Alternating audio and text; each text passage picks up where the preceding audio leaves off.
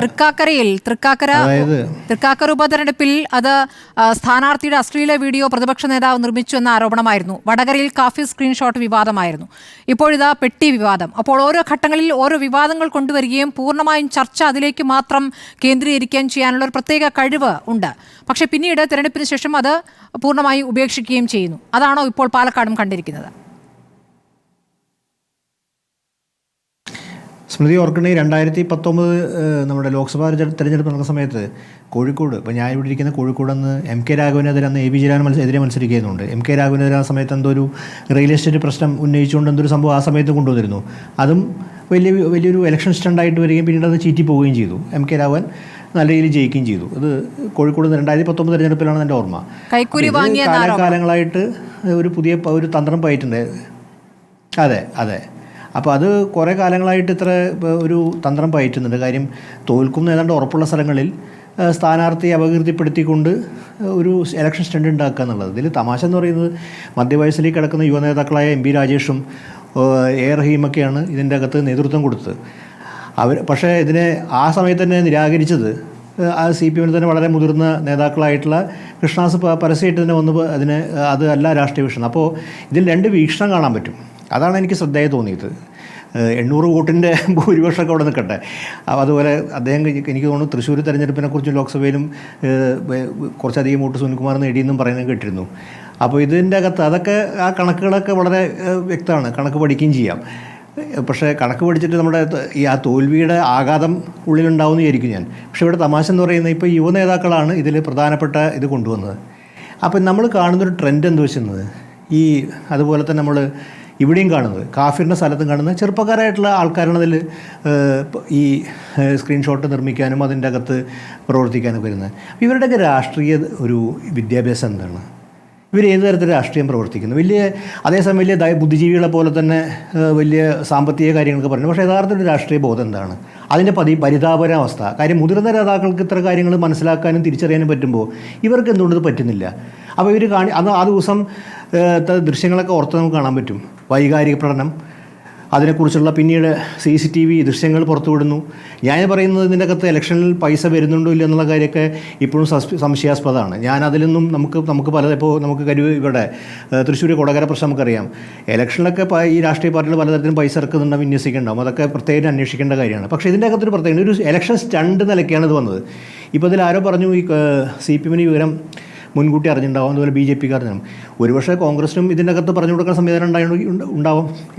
ഞാൻ പറയുന്നത് ഇത് അറിയുന്ന ആൾക്കാരിൽ തന്നെ വേറെ ആൾക്കാർ ചില പറഞ്ഞു കൊടുക്കുന്നത്. അപ്പോൾ ഇതൊക്കെ അങ്ങോട്ടും ഇങ്ങോട്ടൊക്കെ ഡീലുകളും പരസ്പരം പറയുക, കാര്യം ആരും മേൽക്കൈ നേടണമെന്നുണ്ടാക്കുക, അങ്ങനത്തെ പലതുണ്ട്. പക്ഷേ ഇവിടെ പ്രധാനപ്പെട്ട കാര്യം വെച്ചിട്ടുണ്ടെങ്കിൽ ഇത്തരം ഇലക്ഷൻ സ്റ്റണ്ടുകളിലൂടെ സത്യത്തിൽ സംഭവിക്കുന്ന കാര്യം വെച്ചിട്ടുണ്ടെങ്കിൽ ഒന്നും പറയാനില്ല. അടിച്ചേൽപ്പിക്കപ്പെട്ട ഉപതെരഞ്ഞെടുപ്പാണെന്ന് എല്ലാവർക്കും അറിയാം. ആ ഒരു തെരഞ്ഞെടുപ്പിൽ ഒരു സ്ഥാനാർത്ഥിയിൽ നിന്നും മറ്റു സ്ഥലത്ത് നിന്ന് ചാടിച്ചുകൊണ്ടൊന്ന് മത്സരിപ്പിച്ചു. പ്രത്യേകിച്ച് യാതൊന്നും പറയാനില്ല. ഒരു പുതിയ കാര്യം, ഭരണത്തിന് നേട്ടം പോലും പറയാനില്ല. കാര്യം ആൻറ്റി ഇൻകൻബൻസി വളരെ ശരിയാണ്. കാര്യം ഒരു ഭരണവിരുദ്ധ വികാരം കേരളത്തിലുണ്ടായിരുന്നുള്ള വസ്തുതയാണ്. ചേലക്കര ഇല്ല എന്നൊക്കെ പറഞ്ഞാലും അതൊരു 2 ടൈം ഭരിക്കുന്ന ഗവൺമെൻറ്റിന് സ്വഭാവമായിട്ട് ഉണ്ടാകുന്ന കാര്യം. അതിന് പുറമേയുള്ള പല പ്രശ്നങ്ങളും നിലനിന്നിരുന്നു.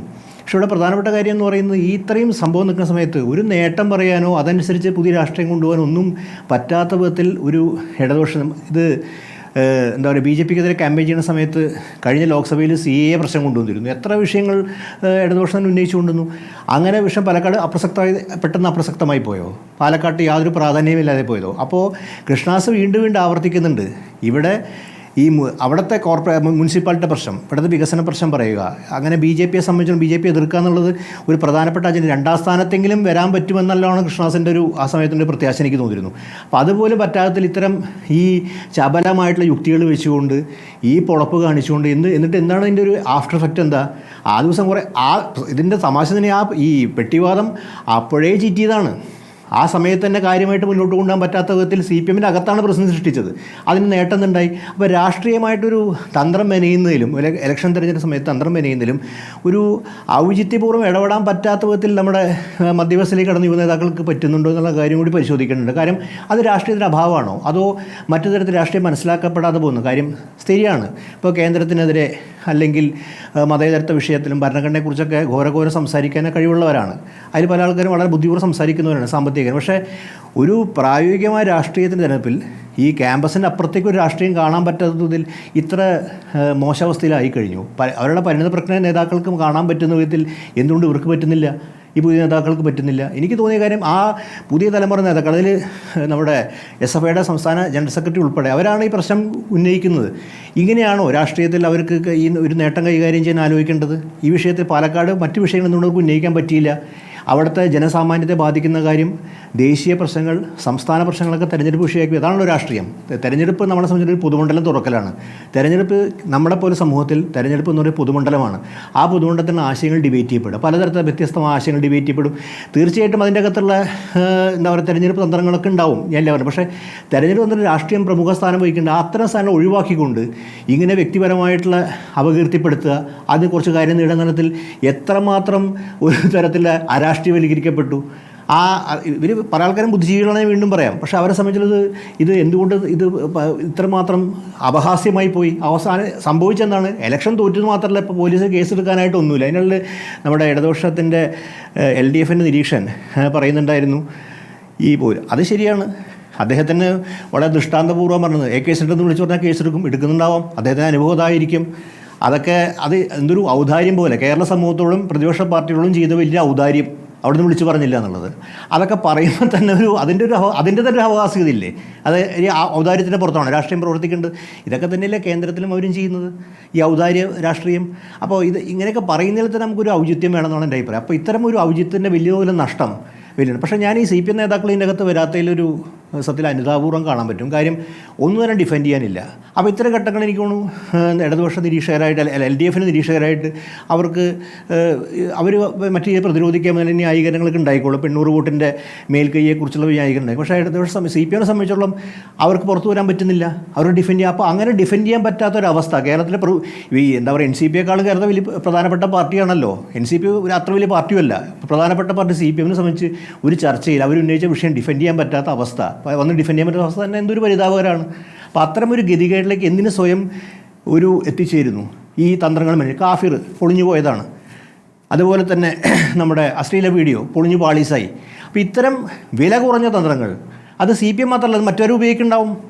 ഇപ്പോൾ തൽക്കാലം ഇപ്പോൾ CPMന് മേൽക്കൈയുണ്ടായിരിക്കുന്നു, മറ്റവർക്കും മറ്റു പാർട്ടികളും ഇത് ഉപയോഗിക്കുന്ന ആളെ അതിൻ്റെ ഉപയോഗിക്കാനുള്ള തയ്യാറെടുപ്പോടി വന്നുകൂടാന്നല്ലേ പറഞ്ഞില്ല. ഞാൻ പറഞ്ഞത് അവരെ പരമവിശുദ്ധരൊന്നല്ല പ്രതിപക്ഷത്തെ ആൾക്കാർ നമ്മൾ അങ്ങനെ വിചാരിക്കേണ്ട അർത്ഥമൊന്നുമില്ല. പക്ഷെ ഇത് ഉപയോഗിക്കാം. അപ്പോൾ ഇത്തരം തരത്തിൽ നമ്മുടെ രാഷ്ട്രീയത്തെ മനസ്സിലാക്കാനും പൊതുജനത്തോട് കമ്മ്യൂണിക്കേറ്റ് ചെയ്യാനും ഇവർക്ക് മറ്റു മാർഗ്ഗങ്ങളില്ല, മറ്റു വഴികളില്ല, മറ്റു ആശയങ്ങളില്ലാത്ത തരത്തിൽ പാപ്പരീകരിക്കപ്പെട്ടു പോയോ? അതാണ് ആ ദയനീയമായ പാപ്പരീകരണമാണ് നമ്മുടെ മുമ്പിൽ വെളിയായി വരുന്നത്. ആ ദയനീയ പാപ്പരീകരണം എന്ന് പറഞ്ഞാൽ അതിമോശമായിട്ടുള്ള പാപ്പരീകരണം സംഭവിച്ചിരിക്കുന്നു. മറ്റൊന്നും. അപ്പോൾ അതിൻ്റെ അകത്ത് നമുക്കറിയാവുന്ന കാര്യം, ഇവരുടെ പാർട്ടിയിൽ തന്നെ എതിരഭിപ്രായം ഉണ്ടായിരുന്നു. പരസ്യമായിട്ടാണ് തിരുത്തു വന്നത്. കാര്യം വളരെ എന്താ പറയുക, ഒരു സ്റ്റാലിനിസ്റ്റ് പാർട്ടിയിൽ വളരെ അച്ചടക്കത്തെയൊക്കെ പുലർത്തുന്ന ആൾക്കാരാണ് CH കൃഷ്ണദാസിനെ പോലുള്ള ആൾക്കാരൊക്കെ. രണ്ട് തവണയാണ്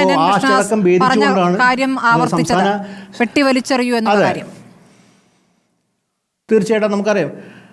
അതെ, ഇപ്പോൾ എന്താ പറയുക, വളരെ അച്ചടക്കം വളരെ പ്രധാനപ്പെട്ട ഒരു സംവിധാനമാകുന്ന ഒരു സ്റ്റാലിനിസ്റ്റ് ഒരു പാർട്ടിയെ സംബന്ധിച്ചിടത്തോളം, കമ്മ്യൂണിസ്റ്റ് പാർട്ടി ഇന്ത്യ ഓഫ് മാർക്സിസ്റ്റിനെ സംബന്ധിച്ചിടത്തോളം അതിൻ്റെ സംസ്ഥാന സെക്രട്ടറി വന്ന് അതൊരു പ്രധാനപ്പെട്ട വിഷയം, മറ്റു വിഷയങ്ങൾ പ്രധാനപ്പെട്ട വിഷയമാണെന്ന് പറയുമ്പോഴും പാലക്കാട്ടെ ഏറ്റവും പ്രമുഖ നേതാവും വളരെ സീനിയർ നേതാവും അതല്ലാന്ന് ആ വിഷയത്തിന് പിറകിൽ പോകുന്നവരത് ആ വൈരുദ്ധ്യം തന്നെ എന്തുണ്ടായി, ആ LDFനെ ബാധിച്ചു. ആ വൈരുദ്ധ്യം തന്നെ, ആ പരസ്യമായിട്ടുള്ള വൈരുദ്ധ്യം തന്നെ LDFനെ ബാധിച്ചു. അപ്പോൾ ഇത്തരം ഒരു രാഷ്ട്രീയ തന്ത്രം മെനയുന്നതിൽ പറ്റുന്ന ഇതൊരു നമുക്ക് വളരെ സഹതാപൂർവ്വം കൂടി കാണാവുന്ന കാര്യമാണ് എനിക്ക് തോന്നുന്നത്. ഇതിന് നമ്മൾ അടച്ചാക്ഷേപിക്കുകയോ വിമർശിക്കുകയൊന്നുമല്ല ചെയ്യുന്നത്. എന്തുകൊണ്ട് ഇങ്ങനെ സംഭവിക്കുന്നു? എന്താണ് ഇത്തരം ഒരു ആശയദാരിദ്ര്യത്തിൻ്റെ ഈ പ്രായോഗിക തന്ത്രങ്ങൾ മെനയുന്നതിൽ പരാജയപ്പെടുന്നതിൻ്റെ കാരണം?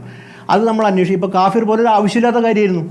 അനാവശ്യമായിട്ടുള്ള ഒരു തരത്തിലും പ്രസക്തവും പ്രാധാന്യമുള്ള കാര്യം അവരുടെ തന്നെ ഇപ്പോൾ കമ്മ്യൂണിസ്റ്റ് പാർട്ടി സംബന്ധിച്ചുള്ള അതിൻ്റെ മതേതര നിലപാട് വളരെ പ്രസക്തവും പ്രാധാന്യവും ദേശീയതലത്തിൽ ഉയർത്തിപ്പിടിക്കുന്ന രാഷ്ട്രീയമാണ്. അതിലൊന്നും ഒരു സംശയം ആർക്കും വേണ്ട. പക്ഷെ അതിൽ നിന്ന് എങ്ങനെയാണ് ഇവർക്ക് ഒരു തെരഞ്ഞെടുപ്പ് തന്ത്രം, ഒരു തെരഞ്ഞെടുപ്പ് ജയിക്കാൻ വേണ്ടി ഈ ഒരു വഷളായ തന്ത്രം ഉപയോഗിക്കേണ്ടി വന്നിരിക്കുന്നത് എന്നുള്ളതാണ് നമ്മുടെ മുന്നിൽ കാണുന്ന കാര്യം.